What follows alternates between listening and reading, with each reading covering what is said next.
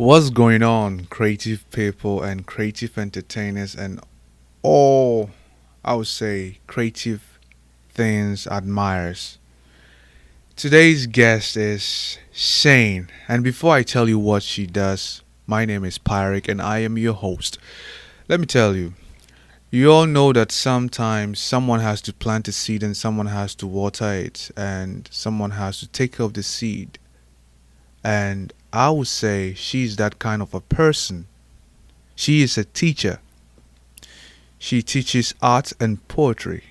Yep. Yeah, so she's a teacher, Shane, and she's a teacher. She teaches art and poetry. So if you want to learn how to do art, you want to polish what you do, check her out. Check her out.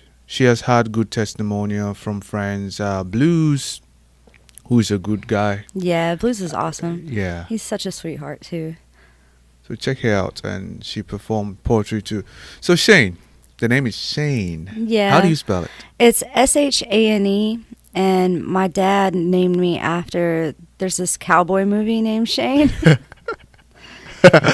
Yeah, so that's how I got the name. It's actually a pretty badass movie though, so Okay. it's like okay, I can rock with that. But yeah, a lot of times people think that it's like a male name, Mhm. but I just this year I met like another female named Shane, and I was like so excited, like I had to like take a selfie with her because I was like it was so rare. Wow. But yeah, Shane. All right, Shane. So tell me, you said when you were young you were a traveler. yes, And you go from state to state due to the work of your dad. yeah. And I believe traveling around has contributed to who you are. Oh, totally. So I want to ask you, Shane, who are you? So it's so hard to define because I feel like I do so many things. Oh, let it out. Right. I feel like I'm a poet and an Mhm. artist, but beyond that, more in depth, I feel like, or at least I hope, I am inspiration. You Mhm. know, like whether I'm teaching, whether I'm creating my own art, whether I'm doing my own poetry or releasing a book, whatever it is, I'm hoping that I'm inspiring and giving someone else a little pick me up or a little boost in what they could do or what they're passionate about.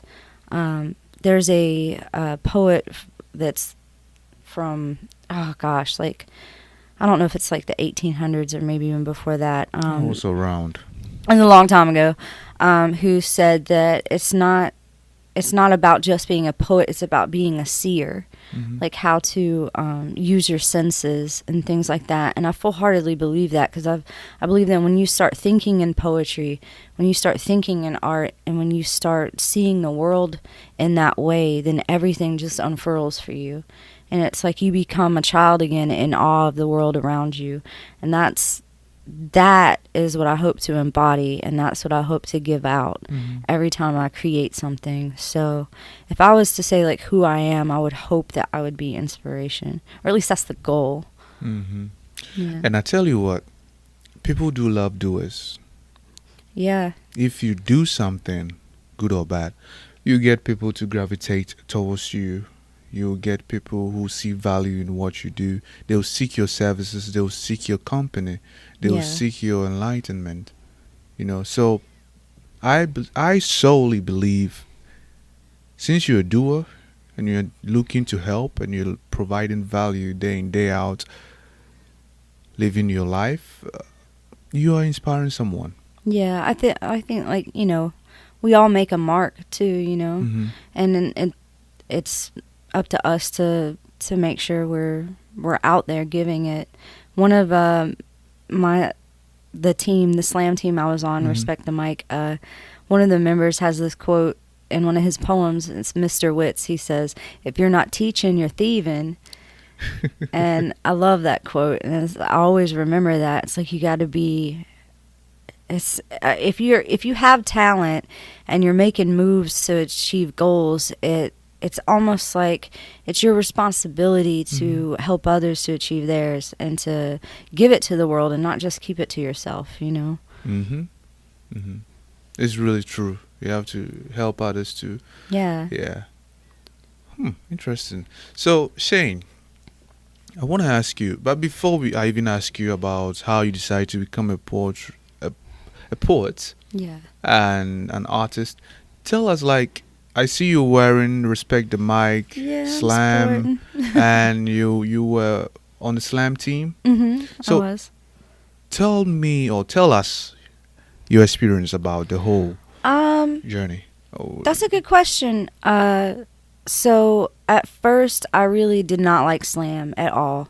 I really did not like the idea of poets competing against each other. I didn't think it was healthy. I thought, I thought that it was taking poetry away from the general public. A lot of poets like to say that slam competition is a platform. I believed that you would do more good and more service if you was out in the streets, like doing poems, spitting poems to the common person who might not go to an open mic, who might not know what poetry is. That you would be making a bigger impact that way than being at a poetry slam and kind of preaching to the choir, kind of thing. I was huge against slam, and when we started Guerrilla Poets, which is my nonprofit in Charlotte, one of the reasons we started it is because we believed that poetry and art and music was given to us to save lives and to change people's lives. And we as a group didn't feel like, in Charlotte in particular, that was the focus. We didn't feel like that was really becoming the focus. It seemed like there was a lot of other stuff going on involving money and things like that. So I was huge against slam for a long time, and then I got to a point in my life where I was getting frustrated in my own work, and I knew I needed to try something different and grow. And then I had to sit down and have like a long talk with myself and be like, you know, if I am completely committed to poetry and what being a poet is, then I should probably embrace all aspects of it, you know? And then my mother passed away, and I was desperate to get away. And my first big competition, like I was slamming at a few slams, and I was doing well. I was winning, and I ended up on a slam team. And when Southern Fried came around 2 years ago, my mother just passed, and I left for Southern Fried 2 days after my mother passed away. So it was perfect for me to get away and to go focus on something. But at the same time, I had a really negative experience out there because I was trying to run away from grief, you know, and hearts don't work that way, you know.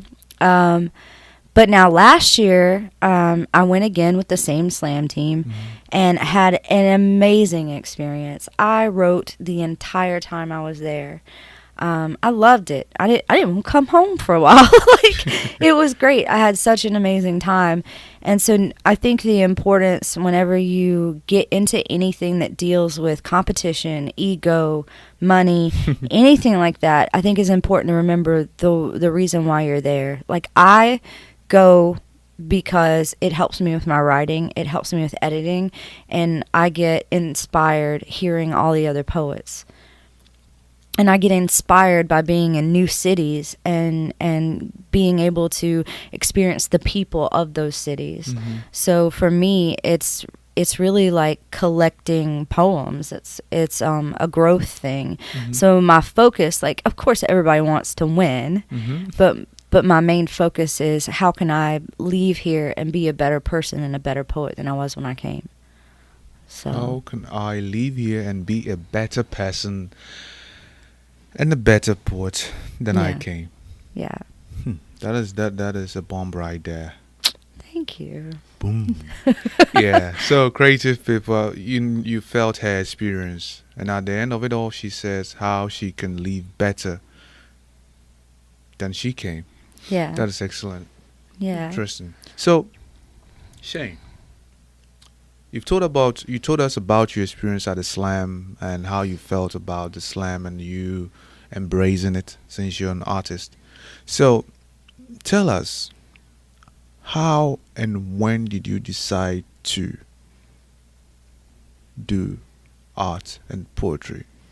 So it was something that was always in me. I've been writing ever since learned how to write. My first poem was like, I was like 6 years old, 5 or 6, and I wrote like this like little short ditty about like a wolves or like a werewolf or something. It was so weird. But I've been writing and drawing ever since I was a kid, and I think it really has to do with that traveling. When you're young and you're growing up on the road and you're changing schools constantly, I had friends, but they weren't permanent, and I hung out with mostly adults. So it was hard for me to express all these beautiful, cool things I was seeing traveling. Like, we got to go to Niagara Falls, we got to go to the Grand Canyon, we got to go all over. And I would go to school and we would be learning about a place I had went, and I would raise my hand and say like, oh, I just was there and it was so awesome. And the other kids would get angry at me because they had never left their county. They had never left their city. So here I was like, oh, she thinks she's something because she's, yeah, places. Right. So it got to the point where like I couldn't express myself, and I think that's the reason why I turned to writing, and that's the reason why I turned to art, so I could express myself, because I was being filled with so much. There is nothing like traveling. I highly recommend it for anyone. Like, as soon as you get a moment where like you think, even if it's just once a year, go somewhere, experience something, because every place is so different, and it really, there's like a knowledge and a wisdom that you gain from that you can't get anywhere else, But it was difficult. I remember there were several places where it was rough. I also lived on a reservation for a while, because I'm Indian and French, and I stayed on the Cheyenne reservation in Wyoming. And that was an eye-opener for me, too. It was important for my dad to teach me about where I come from and what he had learned and what was passed down. And so school was even harder for me expressing myself, because everyone would stand up for the anthem and I'd be like, or they'd be like teaching history and I'd be like, that is not what happened, And then now the class is angry at me, and now the teacher's angry at me, and it's like, so, but I still ended up making good grades. But yeah, I really needed an outlet. I needed a way to express some of the amazing things I was experiencing, and also some of the heartache of what I was experiencing as well. So, and then especially when I got into high school was, it was hell. It was awful. My father died, the grandparents died, and I was a wreck. I was not mentally stable at all. And I say all the time that like poetry and art save lives, and it did save mine, but I still ended up trying to commit suicide. Oh. Even while doing, and that's the reason why I wanted to become a teacher, because I wanted to be the person I didn't have. Like, I had some great teachers, don't get me wrong, that also helped me along in my journey as an artist and a poet. Miss Harden, Miss Marlowe, two amazing teachers that I'm so thankful for that I had. But I still ended up like, I was extremely unstable. I was violent to myself and to other people. In high school, I hung myself. My best friend had found me and cut me down. And like, I knew in high school that I wanted to work with teens, because it can be life or death every single day. And there was no way with my history and knowing what I know about that pivotal time in your life, there was no way that I could spend the rest of my life and not try to help other teens that were going through that. So, yeah, that's really why I became a teacher, and that's why I started writing and why I started doing art as well. I mean, because it's a huge power.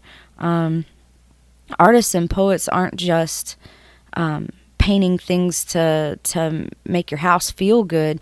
We're also historians. We're medics. We're, there's so much power in poetry and in art and in music. And, if you took all that, stripped all that away, that's a really dark world.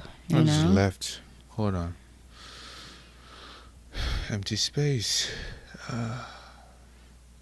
Every artist plays a role in every department, every business, every building you see. Yeah. Everything. And people also don't understand that, like, creativity is also a part of problem solving. So, I mean, even in business, if you take creativity away, it's just empty space. So, I think that the arts in general are important. I'm so blessed that I get to do it for a living, so. Wow. Yeah. That is excellent. That was Shane, creative people. That was Shane. So, interesting. I'm even blank now. But I think I'll ask. Let me ask you. So, who is your influencer? Oh, that's a good question. So I really like a lot of poets. I like Buddy Wakefield. I like Arthur Rimbaud, which is the guy who said that that you have to be more than a poet. You have to be a seer. I base a lot of philosophy off of him. But I also, when I was in high school, like, I had been writing poetry and I'd been writing short stories and I'd been doing art. But when I hit high school, that's when I started. I've had really bad insomnia all my life, and in high school I would be up watching TV or something, and on HBO, Def Poetry Jam started coming on. And I was just blown away, and I was just like, I want to be on there one day, and I watched that every single episode.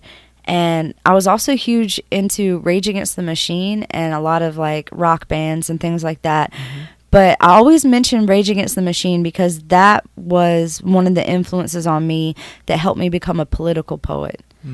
And the way that they write and the way that they use wordplay. I'll never forget listening to the Battle of Los Angeles and, like, the line where he goes, "The five-sided fist of gone." And I was just like, what? And, like, I wanted to be creative and clever with my writing in that way. So that really influenced me. My dad was a huge influence. He would take me out in the woods, or we would be somewhere, anywhere, and he'd be like, look right there, look at that. And then he'd walk off and leave me, like, standing there and being like, what is he talking about? But he taught me how to, like, see, how to pay attention, that there is, like, poetry and art all around you all the time. Everything is a prompt, everything.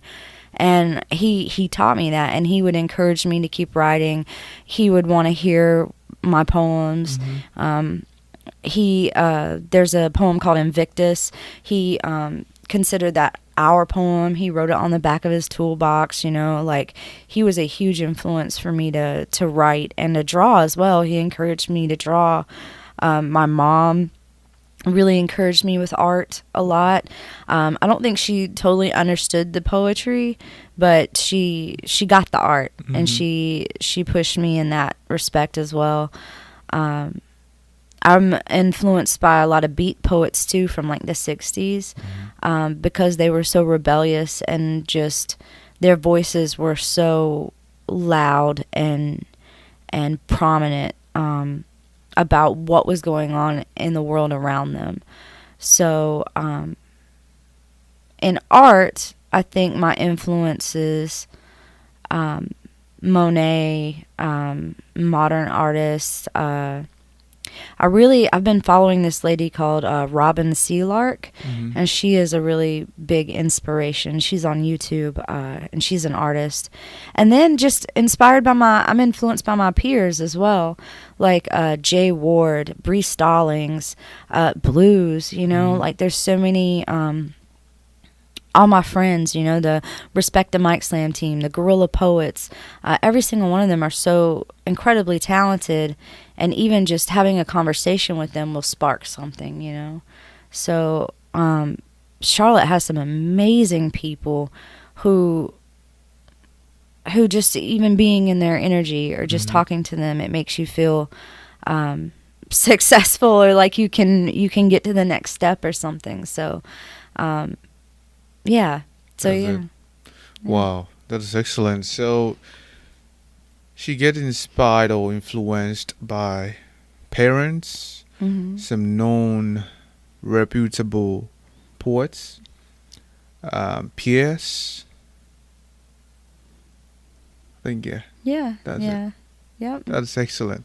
So Shane, since you are a poet and you're a teacher of poet and art, so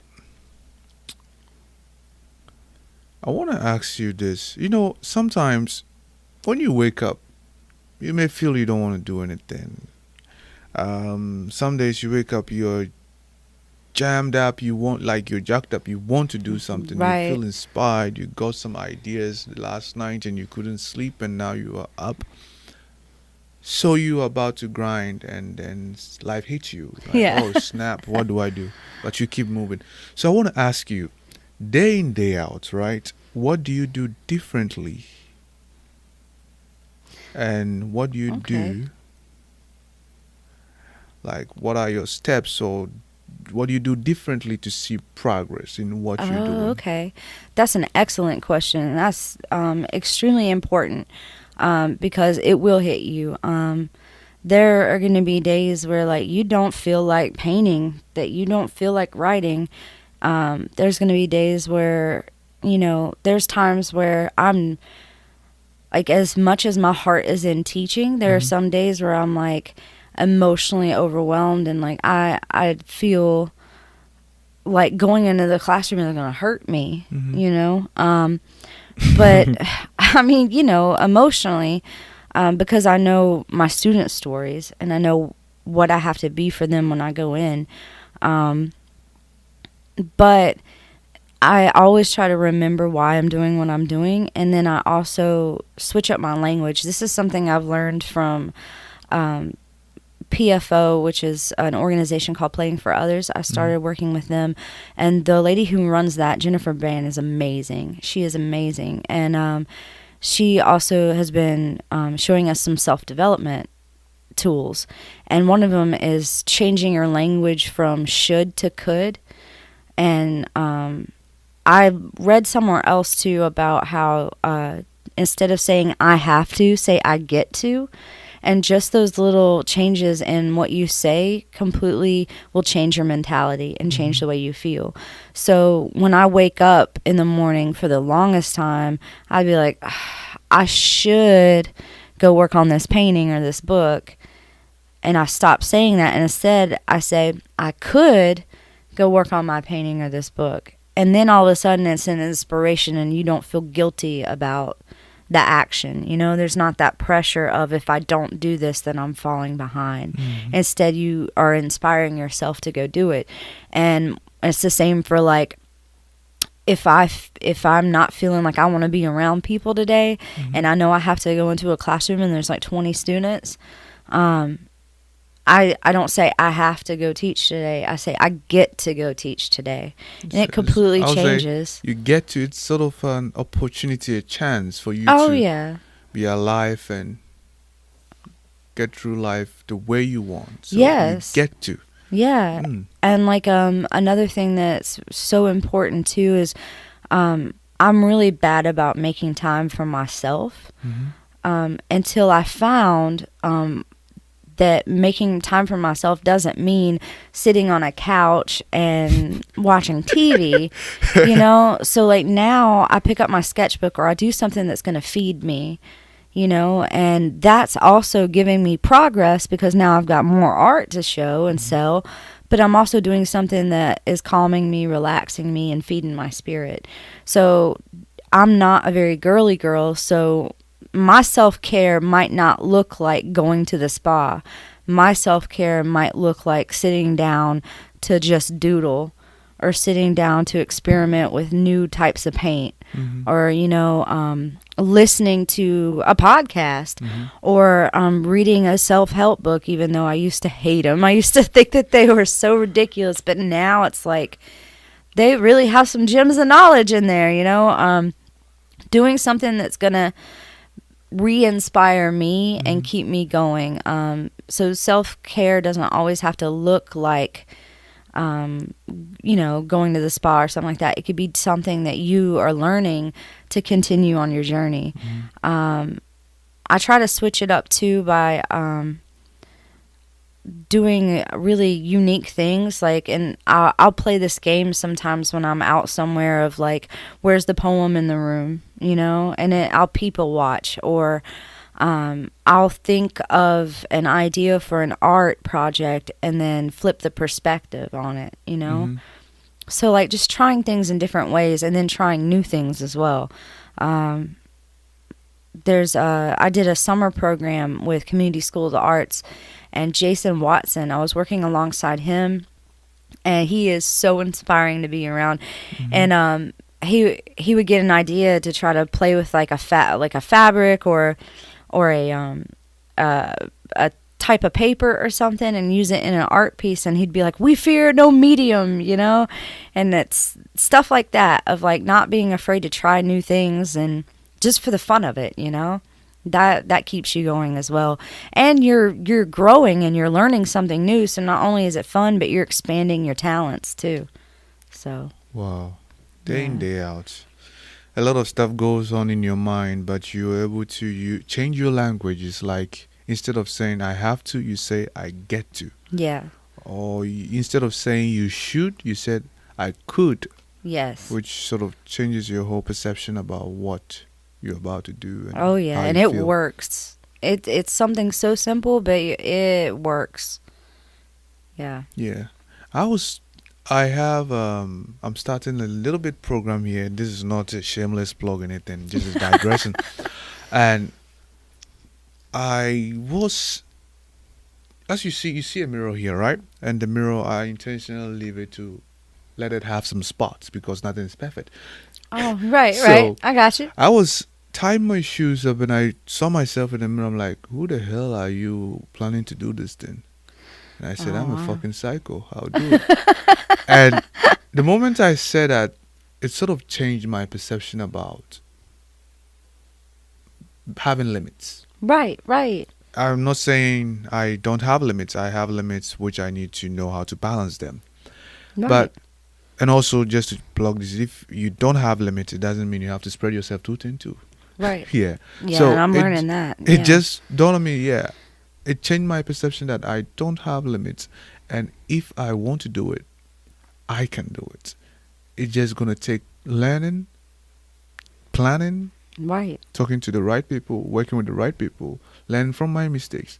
So if you know the word cycle, if you know the meaning of the cycle, it sort of shifts your whole paradigm. Right. About how you want to go about this, about how you feel you could or you can do something. Right. So if you say you're a psycho, right? Yeah. What do psychos do? Tell me. Someone who's a psycho. So like they don't follow any rules or anything, right? Like if you're psycho, normally you're unpredictable. Mm-hmm. You're going to do whatever you feel like you want to do in the moment, or whatever your intensity is calling you to do. Mm-hmm. Yeah. So and that's really you say you're a psycho at your artwork or you're a psycho at your poetry, you devour it when you're working on it. Right. You work completely intensively right to get it done. Right. And the moment I said that word, it had a whole different shift on my perception about how I go about it. And when you say it, it becomes a trigger. I've made it a trigger in my mind. Yeah. Now, whenever even I'm feeling very down and sleepy and I trigger that word, Right. I light up Right. to That's go awesome. crazy about whatever I'm working on. That is So cool. what you said, words are really, really important, and they do help. Yeah, they do really really, do. really help.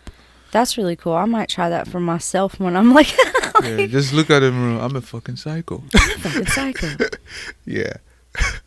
So tell me, Shane. Shane. I like the name. Yeah. Yeah, I do know a lady who's called Shane. Do you really? Yeah, Shane. Aw. I do. We're do. spreading. We're getting out Oh, there. my bad. He's a guy. Oh, My bad. wow. He's a guy. That's okay. Shane. That's okay. It's Shaniqua is what I know, and Shane is a guy. Shay. I call her Shay, not Shane. Shay. And Shane is a guy. But there are Shane ladies around. We're getting out there. So let me ask you, we'll be talking after this question. We are going to talk about your source of creativity and also any 3 helpful tips you feel anybody out there, even who is a pro or who is a beginner, should or could Right. know There you to go. help them so that they can get to do whatever they want to do. Cool. So tell me, before I ask all those things, tell me, and before I ask you, let me tell you this, and let me paraphrase this Newton's law for you. There's this Newton's law. It says, in order for you to go up, you have to let certain things down. Got you. Yeah. And I'm going to cross my leg to listen to your answer because I believe you have a lot to say with this. Right. So, day in, day out. No, let me stop even that. In order for you to go up, you have to let certain things down. So, Right. what did you have to do? Or what did you have to do to let things go? Or what things did you have to let go before you saw gradual progress? First and foremost, especially being female, for any female artist, no matter what your medium is, Mm-hmm. you have got to let go of toxic relationships. And not all my relationships that I've been in have been toxic, Mm-hmm. but there's something about, like, when you, and this goes for males too, but more so it happens to females. If you're in a relationship and the other person becomes resentful because you're making progress, Oh. yeah, or you're out late at night because there's a poetry spot that you're spitting at, or you're spending a lot of time in the studio, things like that. Like, if they can harbor resentment, and it's not even intentional, it could be something subconscious, but it will hold you back and it will affect you. And there are relationships that you can have. Like, I'm in an amazing relationship right now, and he's a creative person too, and so he understands that he needs his space to create, and so do I. And he understands, like, he gets booked at a place to go play. He's a musician. He knows that I'll get booked for a feature to go do poetry or to go live paint somewhere. And he understands that, So having a healthy relationship with your partner that understands your process and understands what you have to do in order to be successful is key, and letting go of the people who don't. Because at the end of the day, you have to understand what's your responsibility and what's not, of other people, and who supports you and who doesn't. So letting go of toxic relationships is key. And then the other thing is the things that you tell yourself from previous hurt. So I had a huge problem with keeping myself small, thinking that no one's going to respect me, which is crazy because, like, I teach so many, teenagers who aren't afraid to tell you what they think, and most of them love me to death, and it's like, the idea that someone's not going to respect me is weird, but I had a fear of that. Maybe it's because of my peers or someone older. I don't know. But I had a huge problem with keeping myself small and playing it safe. And, like, I'm only going to shine enough to make a little bit of progress, and then I'm gonna go away again, and then I'll shine a little bit, and then and being like, I had to get out of my own way, and I had to be like, you deserve to accomplish your own goals, and you deserve to, like, I had to let all the negative self-talk go. I had to, and you have to believe in your own worth, and you have to tell that little inner voice that's saying no one's going to take you serious, no one's going to respect you, everybody's laughing at you, things like that. Like, you have to let that go and be like, okay, I hear you, but shut up and move forward. And everyone has it. Everyone has some sort of voice that's beating themselves up, and it's funny, once you start really loving yourself in that way, when you meet people who will attack you because they need it for their own ego, it won't even affect you anymore. Like, you could actually look at them and go, I know that you need that for your pain. That's all right. And can go about your business and keep making moves and keep, doing what you need to do. If you're operating at a level where you're not loving yourself in that way, then when someone comes up and does that to you, it could set you back years. So you have to get out of your own way, and you have to tell that inner voice to shut up, and you have to let it go. And you also have to let go of fear. Like, because when I quit my full-time job to do this, I was terrified. I couldn't eat. I was shaking. I was like, I was gonna throw up. I was like, it's so funny. The night I quit, I went to a carnival. I went to a fair, and I sat in the car for 30 minutes because my stomach was so upset. I felt like I hadn't even gone on a ride and felt like I was gonna throw up. And my boyfriend was like, are you sure you want to go in here? And I was like, yes. I was like, make a scary decision. We're going to go on a scary ride, And when I was inside the fair, I was walking around, and I was like, well, maybe I could get a job here and just be a carny, and these are going to be my people now, Like, I was terrified. I didn't know what was going to happen to me, but it's so crazy. As soon as I quit, that's when all these opportunities started popping up, and I was like, oh man, I can do this, So letting go of that fear, like, when you get to a point where you know that this is no longer for you, that this is not right anymore, that it physically hurts you to continue and not make a change, like, you got to let go of that fear, and you got to just jump. You just got to go into it and find your way through it, We have this fear that, if we quit our job, or if we go for something, that, it's the end of the world if it doesn't work out. But it's like, you're not going to die. McDonald's will always hire. You could flip some burgers for a while to get back on your feet. You're not going to die, like, just do it, just leap, just go. So letting go of fear is really important. I think those are probably like the three major things.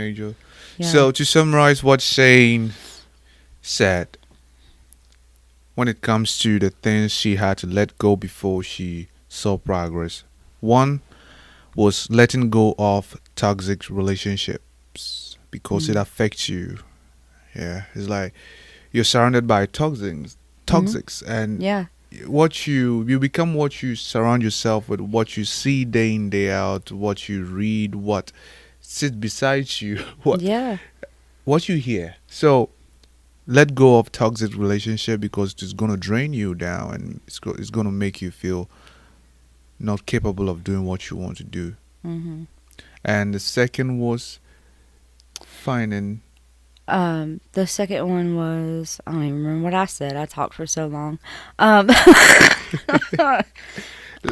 talk about the third one. The second one will come. The third one was take the leap of faith to do what you want to do. Don't be scared to do what you want to do. Right, and let go of fear. The second one was let go of negative self-talk. Yeah. I was just testing you. That's all right. I got it. I was worried there for a minute. My brain left me. It just came back. So the first one, leave toxic relationships because it's going to drain you. Yeah, not kidding. And the second one was beware of self-talk. What you say to yourself can really impact how you go about anything in life, because you spend the most time with yourself. Right. Yeah. And if you hear something from somewhere and you decide to adopt it, be it negative or positive, guess who ends up with it? You. Yeah. So be careful what you say to yourself, be careful what you hear and what you adopt into your mindset. And the third one was take a leap of faith. Yes. Don't be scared. Strategically, not saying. She was able to do it because she had a belief that this was what she was going to do. And when she left that place, her job, she started seeing opportunities because she was into something. You were into art and poetry and you started teaching.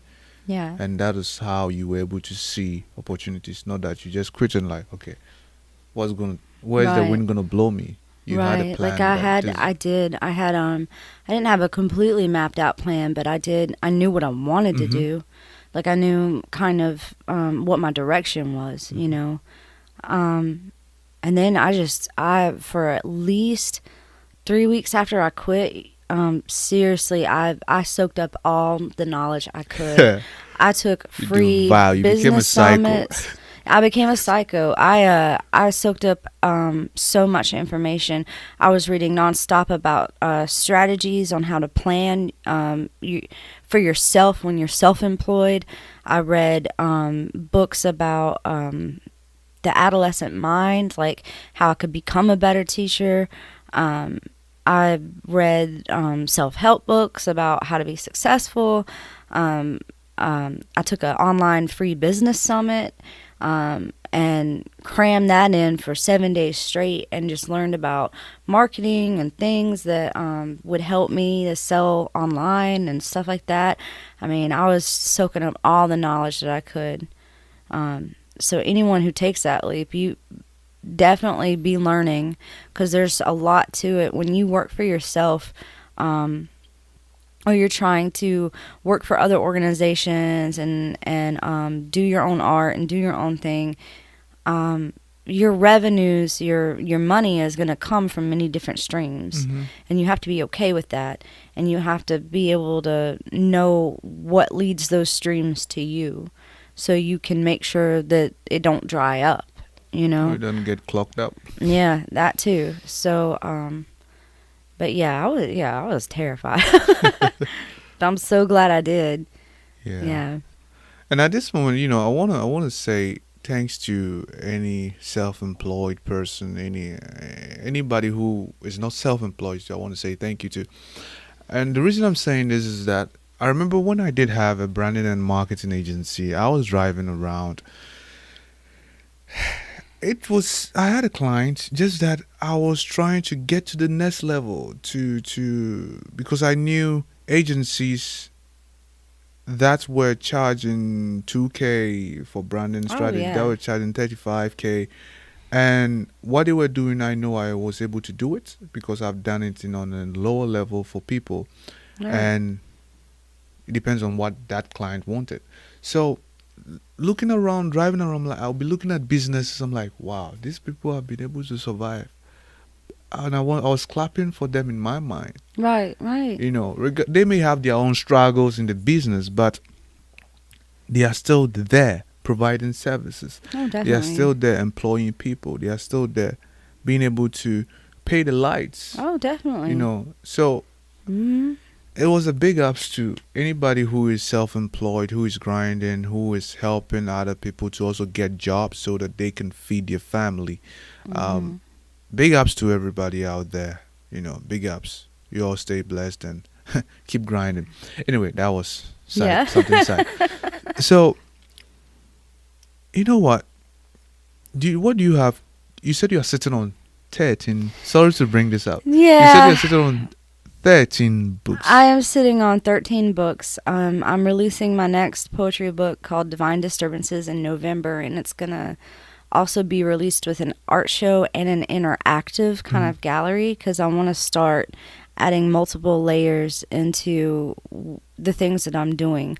So combining the art and the poetry, and also adding an element to what I do so that it becomes an experience. Mm-hmm. And it's not just I show up, I read from my new book, and I sign some copies and go home. You know, I want it to be more interactive than that.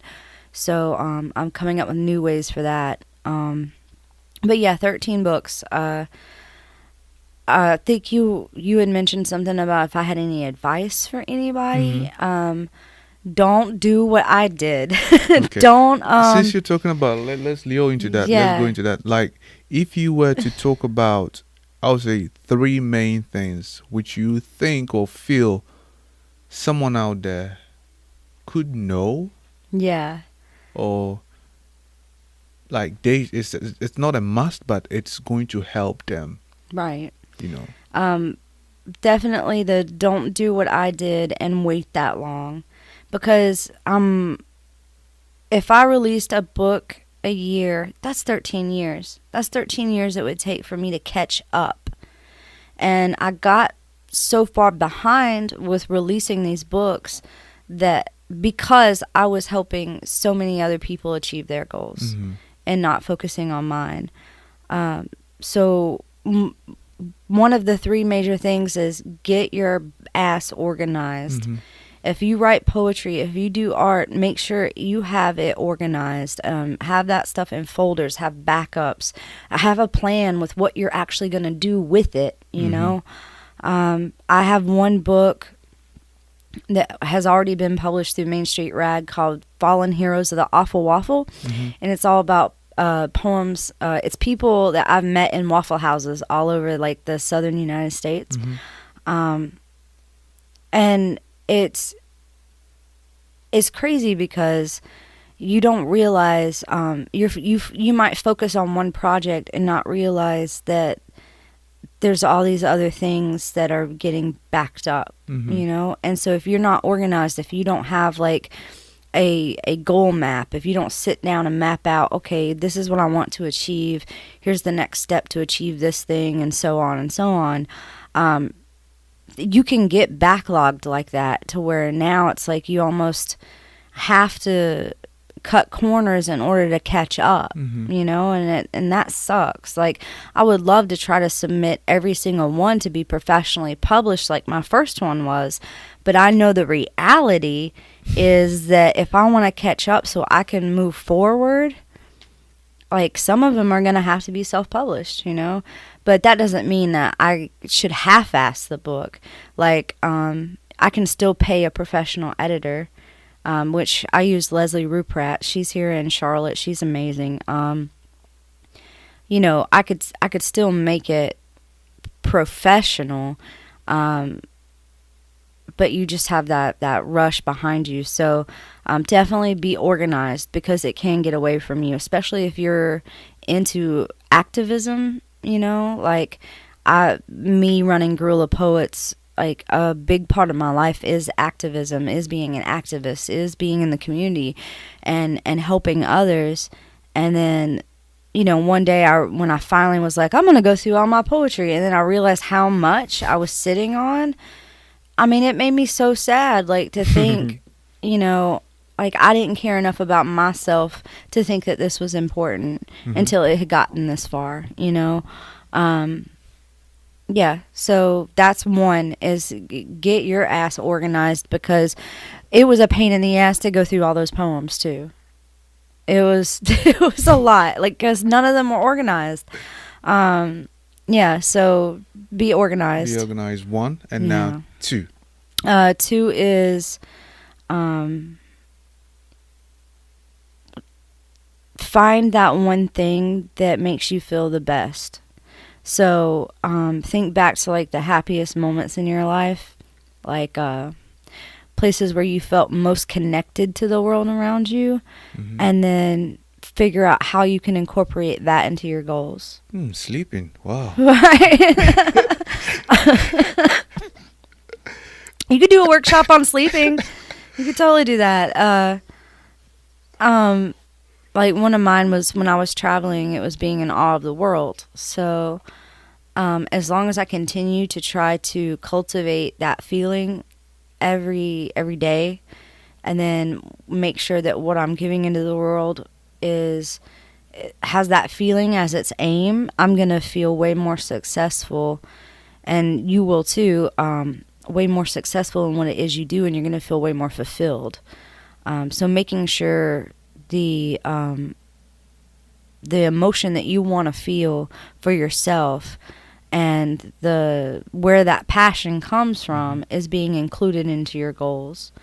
So, like, for an example, if that's a little complicated, for example, I could do a workshop on how to write a political poem, and it would be good, but I could do a workshop on how to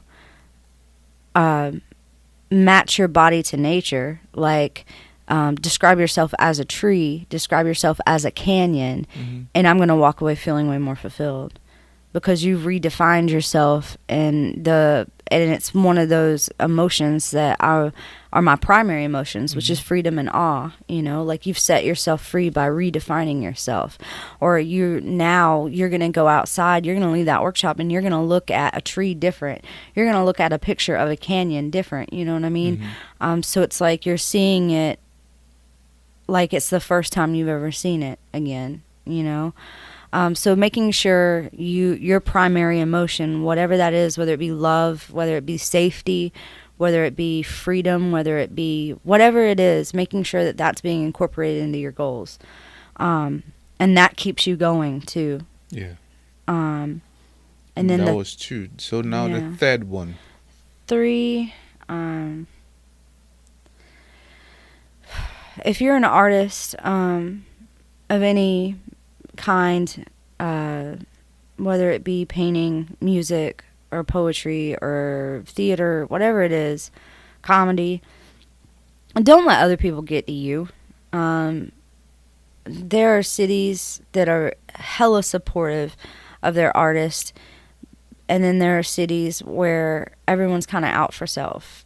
And I feel like Charlotte has flip-flopped between those two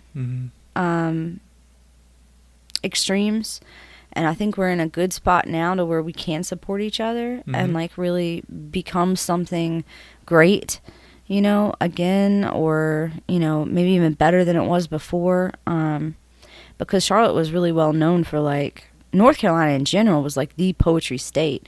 It was like an artist's place. Don't listen to other people. Like, I mean, learn from people if they're offering advice. But if someone comes up and especially if you're in a setting where I've seen artists say something snarky to another artist, let that shit go. Don't absorb that into you. Especially if you're just starting out, because you're not going to be at that level 5 years from now. You're not going to be at that level next year, so they don't know your path. They don't know your outcome. Stop looking for other people for permission. The only permission you need is yours, and I hate it because I've seen young artists stop because of something someone else has said or because of something they chose to accept. And you stop waiting for permission from other people and just do it. Because I guarantee you, everyone who is successful, they're not waiting for permission. Hell no, they'll wait forever if they should. Yeah. Feel you on that. So, to summarize what she said, 1, one was get organized. Get your shit together. I'm testing you. Yeah, you're organized. Get so organized. 1, get organized. 2, 2 was 1 was get organized. do some things that fulfills primary emotion. Your primary emotions, because that will keep you going in life. And 3, don't take no shit from no one. And 3, you don't need nobody's don't take permission. No damn shit permission from no one. Don't wait for someone to give you No. permission. You could be permission will be granted after you're done. Yeah, So sometimes exactly. it's Yeah. better to do what you want to do and go on with it. When they find out, oh, why didn't you ask permission to do this? But I'm done with it. If you don't like the results, guess what? I'll do something different next Right. time. So it's better to be forgiven than to gain permission. I don't know if I'm getting that phrase well. There's a phrase like that. Don't need Yeah. to ask. In entrepreneurship, sometimes you don't have to ask permission. Just do it. Right. And Just see do what it. happens. So, Stop waiting for someone to tell you you're worthy of it. yeah. You Stop waiting. you are worthy of it. Yeah. Yeah. I watched this movie way back in Africa, Ghana, and the man had, I would say, as a guy who was sort of in the house helping him out in business and stuff. Actually, he was the caretaker of the house, and the man was a wealthy man. He was like, where is the money I gave you? Where is the money? I've been giving you money to put there for something. So where is it? To save it for me. So where is it? He asked him, and he was like, oh, I don't have it with me. He was like, why? Why? Then he started talking. He didn't wait for the caretaker to finish talking. Right. And he was like, oh, this is what I've done. I have gained this interest on it because I invested it in this and that. Right. And it still goes back to one proverb in the Bible where people were given talents. Yeah, and One was waiting. Oh, they said, master, you a mean master. So 3 people. One said, you a mean masters, and so I didn't want to touch your stuff. I just wanted to keep it. And one of them said something, but the third one was like, oh, I invested it into this and that and that and that. So I see more. I gain more profit. Yeah. Yeah. So Yeah. don't ask for permission. If the guy has waited and had excuses, the third person wouldn't have invested the talent he was given. Yes, definitely. So those are good 3 points you shared with us. So at this point we are about to wrap up, but we have like few things to ask before we go. Okay. I want you to tell us, Shane, your views about the industry. When you finish telling us those things, you tell us about how your source of creativity, and then we gossip. Then we wrap up. Cool. So okay. the gossip is going to be anything you want to say, you want to compliment, you want to vent, you want to whine, you want to criticize, you want to say wow to anything.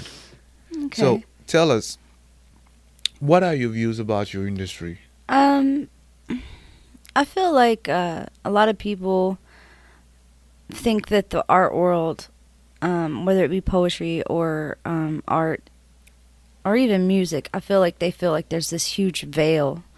It's like they can't figure out how to get in to where they want to go. And a lot of times, like, all you literally have to do is ask. Like, I'll send some emails out to a few artists, and I might get one response back, like, giving me advice, but that's one at least, It's like sometimes all you have to do is ask if you don't know how to get in somewhere. And they do kind of keep it really vague, and I think it's because a lot of different places in Charlotte run differently.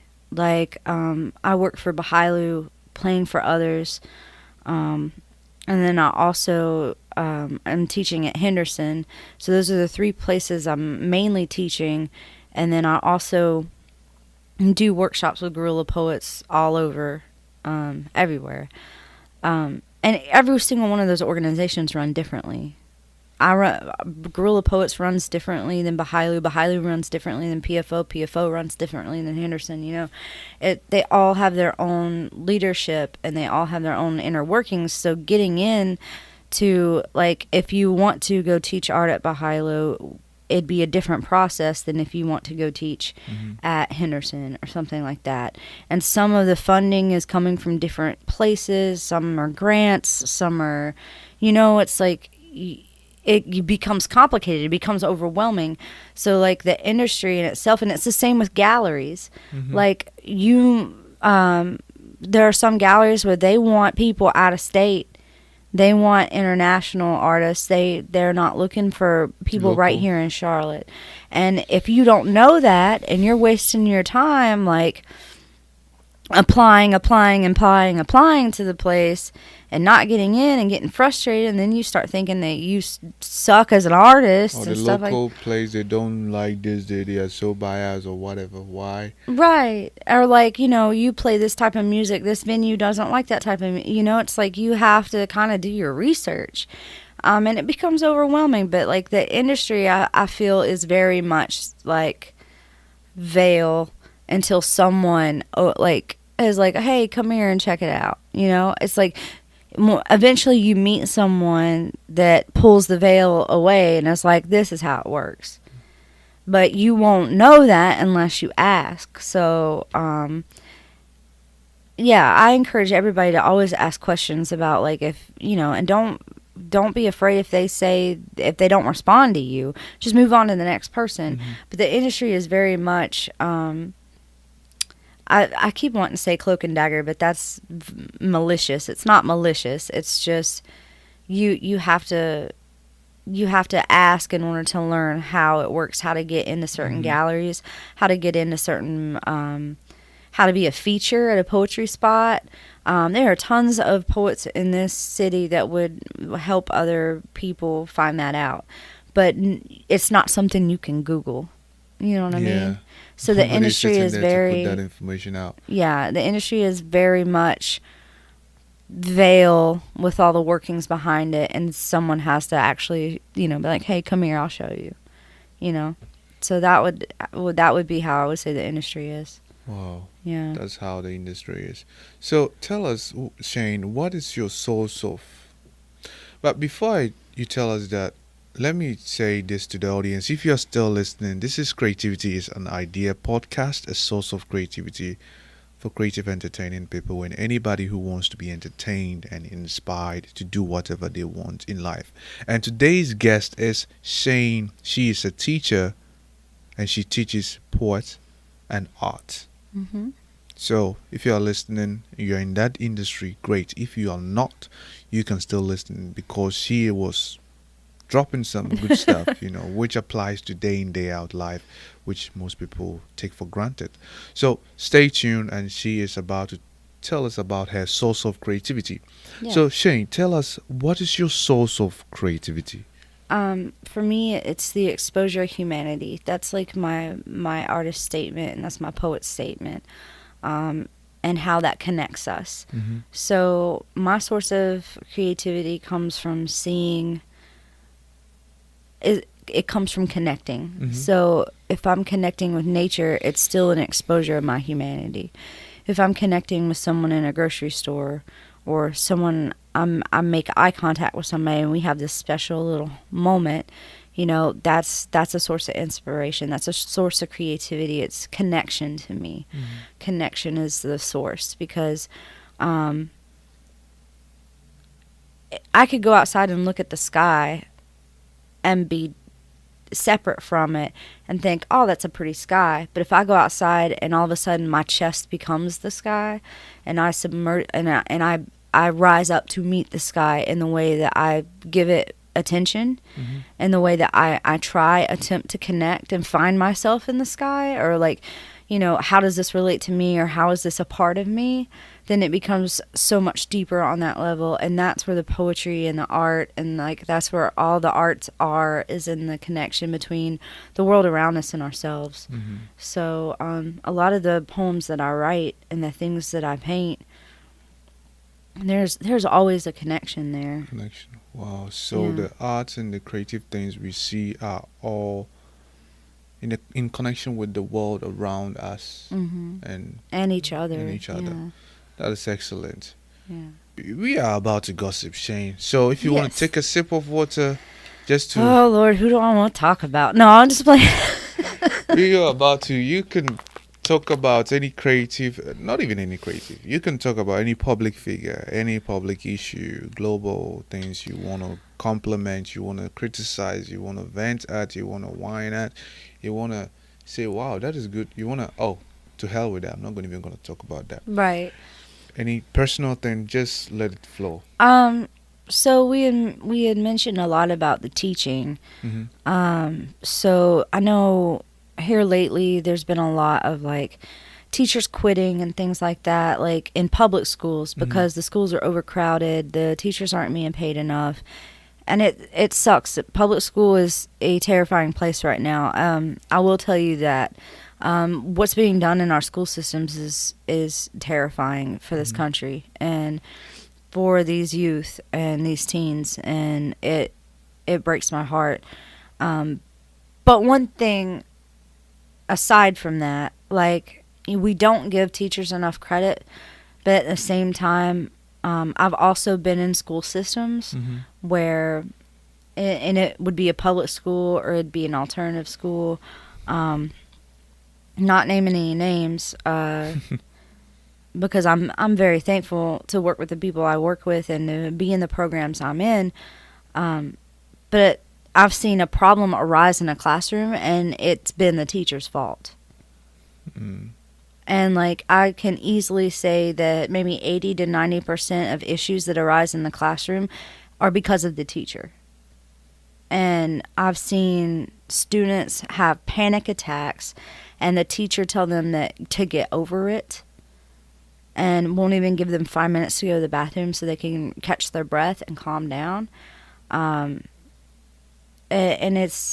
it's ridiculous to me. And it's like, I have sympathy and empathy for a lot of these teachers that feel like they can't do it anymore, but there's also like a part of me that's like, good, you need to be out of the classroom because your heart's not in the right place. You know what I mean? And like, I think this myth about teachers needs to go. Like, going in that you're not going to make a lot of money. Let's just put that out there. Secondly, if you have a family to support, then you should probably not be a teacher. Like, because I feel like your attention has to go to those 20 students, those how many ever students. Like, people ask me all the time, they're like, when you going to have a baby? And I'm like, I've got like 60 of them all spread out, like, that I already have to worry about, you know? And that doesn't mean that eventually I won't have a kid, but I just feel like if you already have a family and you know you're not going to get paid a lot as a teacher, and you know how much time, like, because it don't just stop in the classroom. You're still planning lessons and grading things afterwards. You know how much time is going into it, but then you're going to be bitter and angry because you're not spending time with your family and you don't have enough money to support your family. Then don't be a teacher. Teach your kids, you know, and get fulfillment that way, or do something in your community.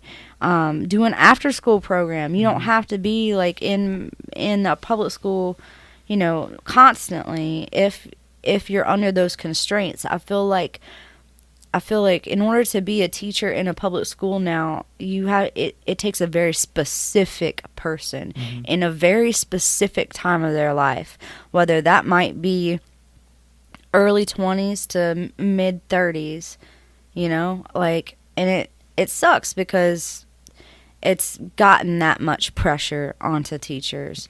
But at the same time, it's like we also have to look at the issue and figure out what to do, because the government's not going to. You know what I mean? Like, we kind of have to stop waiting for permission, you know, and figure out, well, what can we do now, and who can we put in place now in these school systems that would be better for these kids. If I was hiring teachers and a woman came in and she said that she had a family, and I know this is going to sound crazy, I would hesitate to hire her. Because I know it's not going to be enough to support her. She's going to get burnt out faster. You know, I mean, I'm not saying I wouldn't, but it's something that, you know, you have to consider. You let her review the situation. Yeah, and I mean, it's really sad that it's gotten to that point. But I'm so thankful that after-school programs exist, like Bahailu and Playing for Others, and even our group, Guerrilla Poets, what we do, because they're getting damaged at public school, and then they come to us, and then we're trying to correct the damage that's being done there. And it's That's good. crazy. I've seen videos of some of my students when they come from public school. They're showing me videos of like students running across desks taking swings at each other, and that's math class every day. They're calculating the math. Okay, when I do this, I get 3 points. Right, right. And it's like you cannot learn in that environment. No one can. And the teacher is like, you're looking at the video and you're like, where the hell is the teacher? And the teacher is just exhausted behind the desk, just like not knowing what to do anymore. And it's chaos. Yeah, it's really scary. So I try to, every chance I get, when I hear people say, oh, I'd like to get involved with youth or teens, I tell them, good, do it, because they need you desperately. You don't have to become a public school teacher, but you can at least join an after school program and help them out, because it's needed. It's needed. I remember Yeah. when I was a teacher, I used to teach IT Yeah. back in Ghana, and it was fulfilling sometimes, and it was like, oh boy, what is this? I, Sometimes you're like, okay, you don't even know what to say next after you're trying to teach someone something, and some people get it and some don't, and you're trying to figure ways to go about it to make them Yeah. understand. Then you realize everybody is different, and some people need extra time. Some people, they're like, school is not for me. Right. No. And that sucks too about the overcrowding too, because like students do learn differently, and when you are overcrowded in the classroom, then like there ends up students who get left out because there's not enough time. Yeah. I really like the idea of like a teacher and a teacher's assistant in a space. I really like that idea, because then you have an extra support there to help, the whole of the classroom, when it becomes that big of a group, especially when you have students who have behavioral problems or like ADHD and things like that. They need that one-on-one desperately, Yeah, it helps them catch Yeah. up, and even with the one-on-one, they are still fidgeting and Yeah. daydream. Yeah, it's a lot that goes into kids to make them who they are. Wow, that's excellent. So creative people, that was Shane, and now she's gonna tell us how we can find her. Yes. So I have a website. Mhm. It's www.shanemanor.com, and that's spelled ShaneManier. And my email is on there. I have some blogs on there. You can see my art. You can order my poetry book, and I have an album as well called Bootstraps. You can order it on there. You can keep up with me. You can join my newsletter. I give out a lot of advice and tips on my newsletter as well. And I do I will be doing a lot of art videos, and yeah, I have my newsletter is called Stay Inspired. So the idea of the newsletter is just to keep encouraging other artists and things like that. So a lot of times I'll do tips and challenges too for the month for people. I'll do self-care tips for artists and poets, because our lives are different than other people. But yeah, you can find me on there, and then you can find me on Facebook as well. All my stuff should be linked through my website though. So Yeah. So creative people, creative admirers and entertainers, anybody out there who is listening, if you didn't hear what she said, I want you to rewind, go back, and if you still don't hear it and you're not able to grab everything she said, don't worry. Everything is going to be in the description. If you're on iTunes, it's going to be in the description notes. If you're on Spotify, it's going to be in the description notes. If you're on Stitcher, it's going to be on the description note. And if you're watching on YouTube too, it's going to be in the description notes. You can click those links, or you can type it in. You can look her up and then be in tune with what she said. So, Shane, it was a pleasure. yes, thank you so It much was a for pleasure. having me. It was This a is really pleasure. cool. It's important what you're doing. So Thanks a lot. Thanks a Yeah. lot. So, creative people, and as always, please don't fuck up. But Yeah. when you do fuck up, make sure you fuck up real good to help others. I still don't know what that means, but everybody says it's cool when I'm saying it. Mhm. Anyway, so it was a pleasure. You all stay tuned for the next episode. And please, I would encourage you to subscribe, listen, share, rate us, good as review. Give us some good review, some bad review or whatever review. Give us some good review so that we can get quality guests like Shane on the show for you to get more value out of this. Creativity is an idea podcast. Stay blessed.